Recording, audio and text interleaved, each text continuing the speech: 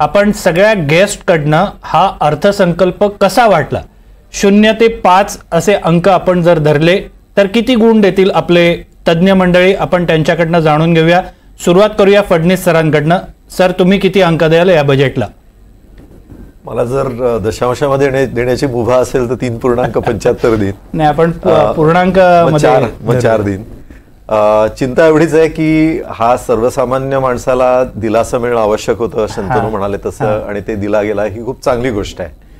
पण ह्याचा वित्तीय तुटीवरती कसा परिणाम होईल भविष्यामध्ये हे बघणं देखील तेवढंच आवश्यक आहे. कारण वित्तीय तूट जर सांभाळली गेली नाही तर व्याजदर खाली येण्याची आणि त्यामुळे कमी कर्जाने कमी व्याजदराने कर्ज मिळण्याची जी आवश्यकता छोट्या उद्योगांना आहे त्यामध्ये काही खीळ बसू शकेल का, एवढीच चिंतेची बाब आहे. बाकी मला वाटतं हा खूप सकारात्मकच अर्थसंकल्प आहे असं मी म्हणेन. तुम्ही किती 4 अंक देता? 4 अंक देतो. जोशी सर, तुम्ही किती अंक देता? का?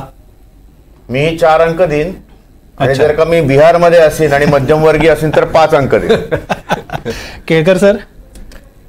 माझ्या मते 5 पैकी 5 गुण देण्यात हरकत नाही. सगळ्या प्रकारच्या इंडस्ट्रीजला म्हणा सगळ्यांना स्पर्श करण्याचा प्रयत्न झालेला आहे. आणि सगळ्यात महत्वाची गोष्ट जी मला याच्यात जाणवते आहे म्हणजे हे 12 लाखापर्यंत कर माफ असणं, ती म्हणजे मार्केटमध्ये जास्तीत जास्त पैसा कसा येईल याच्याकरता प्रचंड उपाययोजना यांनी केलेल्या आहे.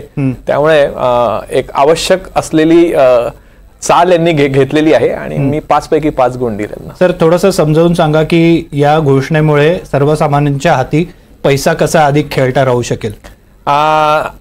12 लाखात जर आपण टॅक्स धरला तर 12 लाखापर्यंत टॅक्स लागणार नाहीत. माननीय अर्थमंत्र्यांनी सांगितलं की याच्यामुळे जवळजवळ 12 लाखापर्यंत ज्यांचं उत्पन्न आहे 70,000 रुपये प्रत्येक माणसाचे टॅक्समध्ये वाचणार आहे. 12 लाखापेक्षा जास्त ज्यांचं उत्पन्न आहे त्यांचे काहीतरी 80,000 वाचणार आहे. तर प्रत्येक माणसाचे जर 70,000 80,000 जर वाचणार असेल तर मल्टिप्लाय बाय तुम्ही जर टॅक्स पेयर्स कराल तर तेवढे पैसे हे लोकांच्या हातात मोकळे राहणार आहे. आणि मोकळे राहणार म्हणजे त्याच्या 2 गोष्टी, एक तर ते त्याचा खर्च करणार म्हणजे ते मार्केटमध्ये येणार, दुसरं म्हणजे ते इन्व्हेस्ट करणार.